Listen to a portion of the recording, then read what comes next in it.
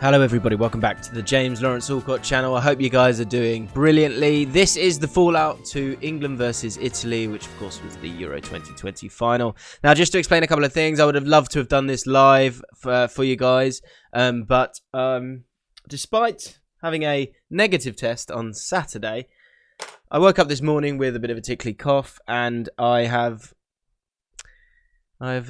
tested positive for COVID, which obviously is not ideal, but it's something that I guess could have happened. That's the risk kind of you take when you go to a game like this. And I have a bit of a tickly cough, so I just thought what I'm going to do here is just do a really simple video looking at the questions and the topics that you've popped into Twitter. Thank you for that. And I will kind of just do a bit of a post-mortem on this, because I think there's a lot to say. There's a lot to unpack. And apologies for not doing an instant reaction yesterday. Once the game finished, it was chucking it down. I was gutted, knackered, and we had to walk for ages, and we only got in about 1 o'clock. So it just wasn't gonna work out that way. But I mean, before I get into all of this, I mean, what a ride it's been. Like, how much fun has it been? And I was empty yesterday. I was just sick. Sick that we'd lost. Sick that we'd got so close. And there are lessons to be learned. There are definitely lessons to be learned. And I think that comes not today. And we will kind of look at some of the questions there and get involved in the comments, because and this is, how much I love chatting to you guys and have done during the Euros. So thank you for that.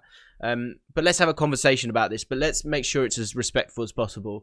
If you're going to say something ridiculous in the comments here, I will hide you, and no one will see your comments anymore, because that's not what this place is about. That's not the community that we have created together. So think about what you're saying before you say it, because you can say what you want, but if it is abusive in any way, I mean, I've got no time for it. So yeah, do what you want. In terms of the performance, I'll give you my thoughts, and then we'll just go through these questions, right? So, fine margins. I mean, massively, massively fine margins. My feelings on it are that I saw the team. I wasn't happy with the team at all. But Gareth had earned his right to do exactly what he wanted. And so it's one of those where you go, this isn't what I thought was good for us. But I think what we all think about a lot of the time when we're watching England is the offensive, because we've got so many exciting players, right? But that's not been the style of this squad. And that's something that I'm okay with completely. But I think in terms of kind of the lessons learned of this final, and again, I think there'll always be a caveat on everything that I'm going to say here, because we haven't lost this game. We haven't lost this tournament. We haven't conceded in open play. If we score 2 more penalties, we win. We're champions of Europe. If this was a league format, and you give points after 90 minutes, we have more points than Italy. So in terms of the way that we're going to look at this, obviously we're always going to naturally look at it through the sphere of we won or we lost. And I think there are some things that we've brushed to the side because we wanted to have that why not mentality, and we weren't concentrating on the negatives. We were concentrating on the positives. Now that we've lost, people won't like me doing that, but you know what it's like with penalties. It's up for grabs, isn't it? And, we've got wonderful players, and they kicked a ball and it got saved. And it really is as tight as that by the end of it. Now, no doubt, I think Italy deserved the tournament through their attitude from the start to the finish of the entire tournament and the game itself. But what I would say is that don't get too bogged, and this is someone who looks at stats a lot. I really wouldn't get too bogged down in the stats of this game, because I think the plan that Southgate had was, let's stop them, let's get to 60 minutes, let's see what we can do after that. What happened was that it almost kind of went too well, and we scored so early. To score after 2 minutes, we'll never truly know how that back three would have played, because I think there are some people, and Ashley, I've got one here so we can get straight into it. Ashley Chappell, why did we sit off Italy the whole game after we scored and just let them have the ball when they have one of the best midfields in the tournament? It was inevitable they'd score, and you could see it a mile off. Okay, so I think, look, watching the game, and again, I think the scoreline affects how you feel about these games all the time, because we had a great view. We had amazing seats. It was wonderful. And watching it, I was like, oh my God, this is genius. This is genius from Southgate. I said at halftime, you can look at my tweets, I said, if we get a clean sheet in the second half, we are champions of Europe. And that's my mentality on it. And so naturally, that will sort of seep into the players. Now, if we get to 60 minutes and then score a goal, and then we defend like that for the 30 minutes more, and that's the end of the game, we're champions of Europe. But we scored so early on, and of course, look, you take goals when they come, and that's great. For the next 15 minutes, we looked fantastic, and then after that, defensively, we looked brilliant. But there was still a half to play after that, which allowed Italy to regroup, start again. I mean, this is what I'm going to keep coming to, is that fine margins, so many fine margins in all of this. They were miles better in the second half, like no doubt about that. But again, in terms of that genius, the defensive shape of the team was so smart, because what happened was we played... Walker was there as that right-sided centre-back, but because you had Trippier there, every time they were trying to get the ball to Insigne, Kyle Walker was able to be really on the front foot with his defensive play. When Insigne got the ball at him, he was at him straight away, and then Trippier would kind of circle back around him and cover for him, because he is a defensive-minded right back to a point. So he knew how to do that. And yes, they had the ball. Of course they had the ball. But they had no space to really play into. They didn't create anything in that first half really at all. And we looked great. Second half, they are better. They've come out and they were better. And the game as a whole, they were the aggressor for a lot of it. But the goal they score it's a good set piece. Getting that flick on is brilliant. And Stones, of course, he could be on the right side of it. But when there's kind of two actions in something like that, it's very, very difficult to defend. And a moment like that, there's just an element of bad luck in that, There just was. After that, Southgate changed it. And I did think that as soon as the goal went in, because we were sort of sinking back and back. I think Frank Lampard made some really good points where the way we've played in this tournament is one thing. The way we should play in the World Cup when these players are, 18 months older, and certainly the Euros down the line, we should play different. We should evolve the way that we are playing, because we do have so many exciting players. And the likes of Mount, Grealish, Foden, we need to find a way to kind of fit some of these guys into the team and play slightly differently. But someone like Mount struggled to get involved in the game because we played from side to side. That's how we've played this tournament. That's where the goal comes from. The goal comes from Luke Shaw bursting past the player down that left-hand side, being brave and progressive there, then finding Harry Kane, who drops in. We go from one side to the completely other side. Kyle Walker, who's playing right-sided centre-back in a back five, as we would have thought. He's not doing that, is he? He's doing an overlap on Trippier that creates the space. And then the cross again bypasses Chiellini and Bonucci. And there's Luke Shaw, who's started off the move in his own half as the left back or left wing back in the penalty box, scoring a volley. So we can be more attacking. And this is the thing. When you don't win a game like that and you've just been super, super steady, what happens is that you walk away from the stadium. And I did walk away from the stadium thinking, we didn't really go for it. And that's an emotion that you can't really get away from, especially when we've got the players that we have done. But you have to give him the benefit of the doubt, because it had worked up until that point. We didn't lose that game either. Pickford made a couple of good saves. All saves that you would expect him to make, really, if we're honest. And then it gets to the penalty shootout, and it was down our end. And it's pot luck. That's where destiny comes into this. It's either destined to be yours or it's not. One thing I would say, Donnarumma looked enormous. Absolutely enormous. The Rashford penalty was interesting because being there, when he started to do his jittery run, we all started to go, the ground went, oh, there was that sound, which was fascinating. And I think that played with his mind a little bit. I think he would have got that kind of, that bolt of nerves there when he did that. And I think that played on his mind. I think that's why he missed. I really, really do believe that, because the others, it was like they ran up, they shot, that was it. With Rashford, he stood there and then he did those little steps, and it was audible. I heard the crowd go, oh, because that kind of stuff is scary. And of course, he misses, and it is what it is. I can't believe that Jorginho missed.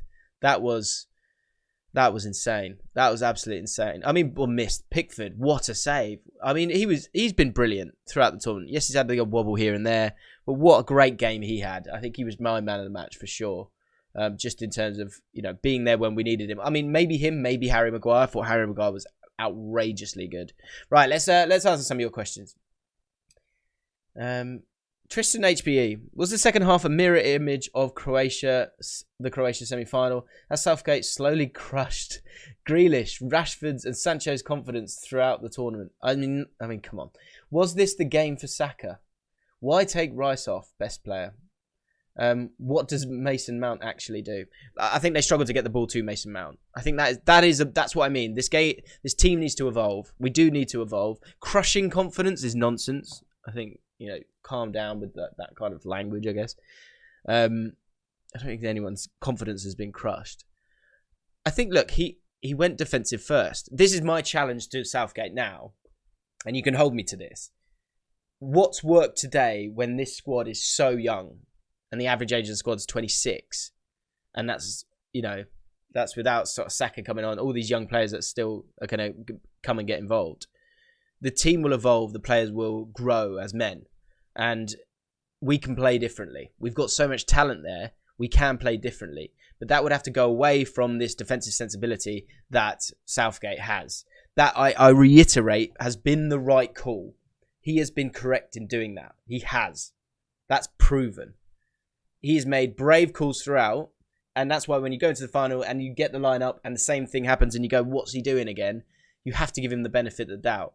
And there's no reason why that game plan doesn't work out either. Because again, I think he moved to a back four. He then made those changes very quickly, by the way, in terms of being reactive. He went to a 4, which allowed us to have more players through the middle to get on the ball and to have more bodies going forward as well. So he did change it. And I think after that, it then became a lot more even. I think we need to be less concerned about the opposition and go for it ourselves. But I think that comes with time. And I think this tournament, this was the way he wanted to do it. And you can hold me to this, as I say. I would like to see more because there's so much quality in this team. And I think we can play better and we can dominate games more. But ultimately, it comes down to the results. And overall, as I say, if this is a league table and you're getting points for a win, England win this. And I know that's not how it works out. And that's kind of my point, is that, honestly, don't worry about it. Like, it's a game. You know how passionate about it I am because I want to enjoy the highs. But these are the lows and they're part of it. And do Italy not deserve it? Of course they deserve it. Of course they deserve it. We didn't lose it, but we didn't do enough to win it. That's massive. That's a massive statement that Dad was chatting to someone at the end of the game. Dad's fine, by the way. Dad hasn't got COVID. He's tested himself. He's had his 2 jabs as well, so he's all fine.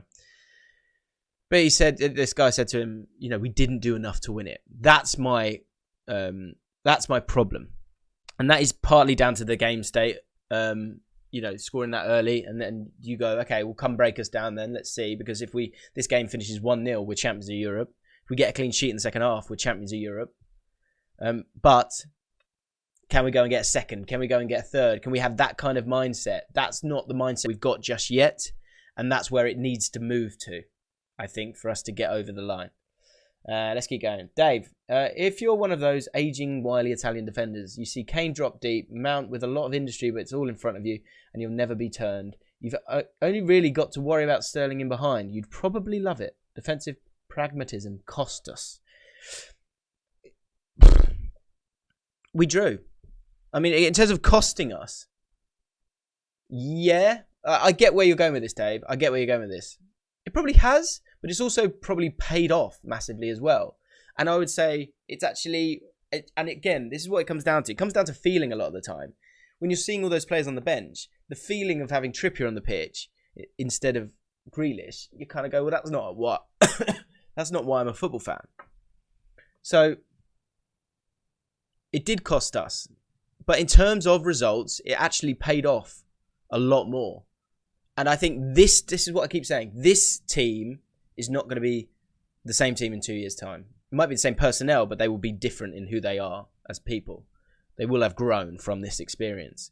And so that team, I would like to see a little bit more from him, because that's where he will lose us a little bit. And he has always made calls based on not what you think or I think, what the kind of the data is there for him and the people that he trusts the most, likes of Steve Holland. And as a team, those are the decisions that they have made. And I feel very, very happy in their hands. And that's why we've got to a final. I think that's also crucial to remember. And Notorious PAC or PAC says this. It's a great point. My takes. Great achievement. Another step forward, but not enough attacking intent. Poor game management. I wouldn't say that. Lack of leaders stepping up. I wouldn't say that. Too much pressure on the youngsters. They're all young. Not enough creativity. I would agree with that. Mason Mount added nothing. I think, again, we've spoken about that. You've got to get the ball to him for that to happen. And why have penalty takers who haven't been in the game? So this is a great point. So in terms of the penalty takers, this is what I'm talking about with Southgate. And you will like it or you will hate it, and it is what it is, and football's about opinions. I would have liked to have seen Grealish take it. I would have liked to have seen Sterling take it. But what we do know is that he would have made a decision not based on what you think or what I think. He would have done it based on reasoning and fact and data that he has. And that came from the training sessions where they've obviously done their penalties, and those were the players that they wanted on it. And weirdly, there is an element of hypocrisy where you go, if he's old enough to play, he's old enough to take a penalty. That said, I wouldn't have done it. I wouldn't have done it either. But again, it's one kick. You know, if Harry Maguire, centre-back, doesn't smash his penalty in, we would have gone mad at that. But no one will ever speak about that. No one will ever go, why is Harry Maguire taking a penalty? He's a centre-back. Why isn't Grealish taking it? No one's going to moan about that because it went in. So you have to have that pinch of salt on both sides. I would have had Sterling take it. I would have had Grealish take it. And I have a similar feeling on the idea that the problem is not the element of freshness. It's the fact that the whole world knows you're on to take a penalty. And I think that's a new level of pressure that training can't offer you. And so maybe you do it for one player, but to bring on two. And again, it is Sancho and Rashford. These are wonderful players who you would want taking penalties. And they miss them. Baggio has missed penalties in the past. Lots of great players have missed penalties in the past. Shevchenko has missed penalties in the past. I would have done it differently, but I'm adamant that there was a reason behind it. And I can live with that. Fine margins. So many fine margins, surely. Palash Rawat. How England didn't concede a single goal from open play the entire tournament, and what that means for the future of this back five. I mean, that's what's going to be interesting. Will it be a back five? Will we concentrate with it? Will that continue? Who knows? I think, look, we've got so many attacking players. I want us to play with a back four. I really would like to see that. In terms of the game itself, I've got to single out Harry Maguire. The level that he was playing at, it's world class. It honestly felt world class to me. He literally just was so good. Always on the front foot. Always. Kyle Walker was generally brilliant. I think man for man, they were all gave everything. And that's what I'm going to go through these questions, but it is tough for me. It really is, because I kind of just feel like it was fine margins. It was just one of those. And as much as I want us to win, I think we can live with losing. Let me know in the comments, where did you think we were going to finish in this tournament? There's a video where I said that we would go out in the round of 16. Just going to let that sink in.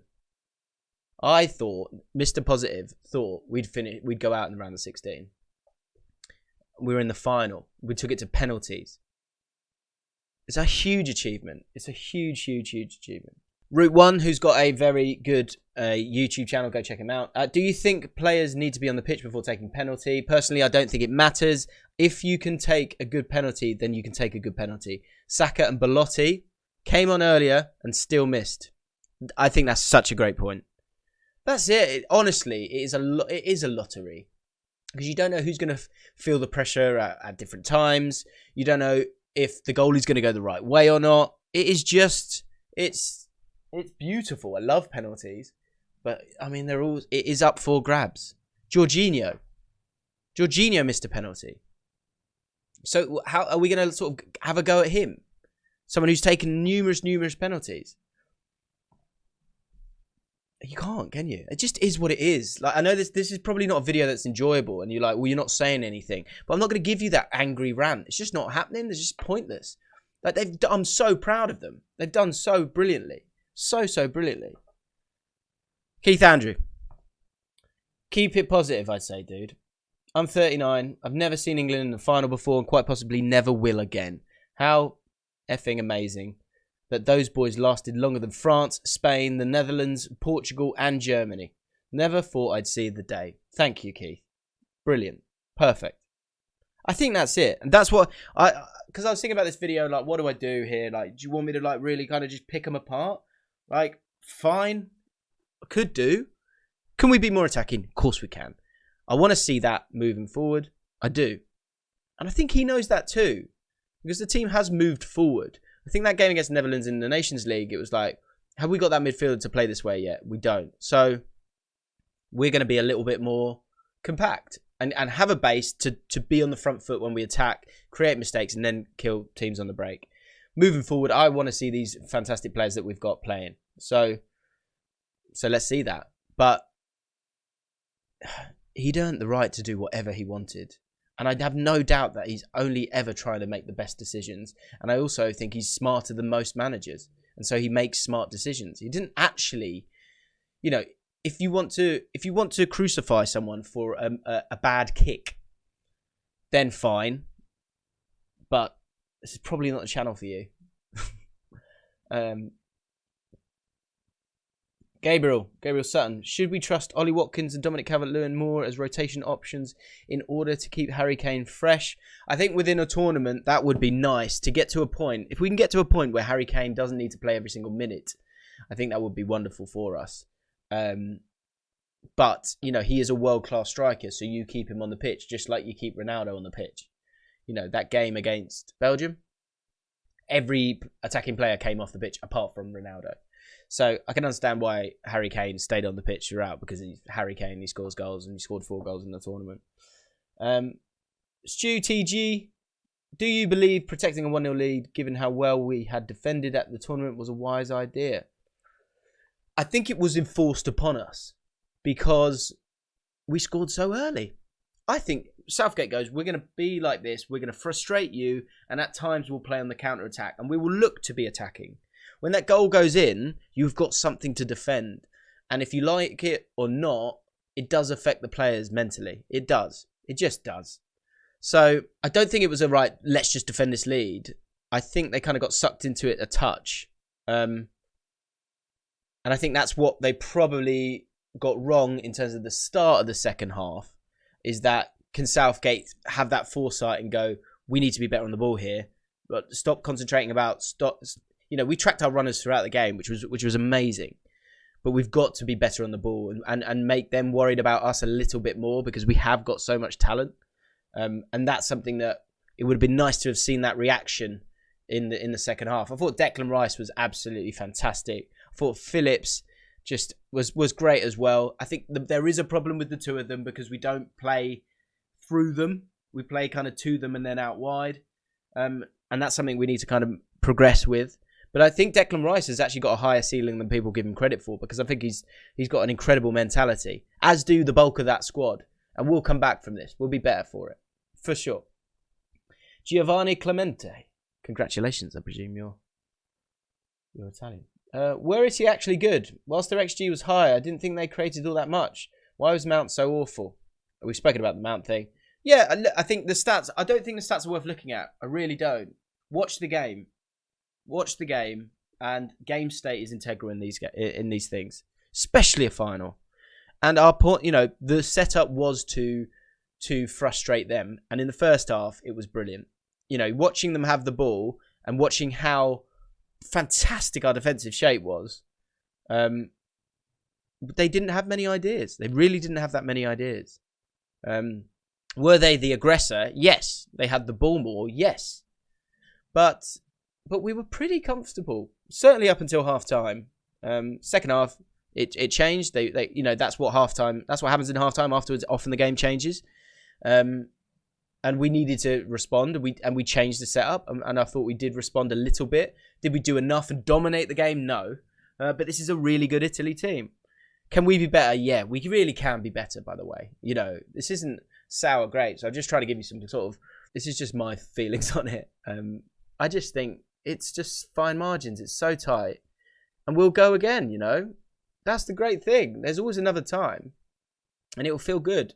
I honestly just sat there empty at the end of the game because I was like, what? I thought we were there, and I was starting to well up after they missed their first penalty because I was like, oh my god, I'm here. I'm actually here, and this could actually be about to happen.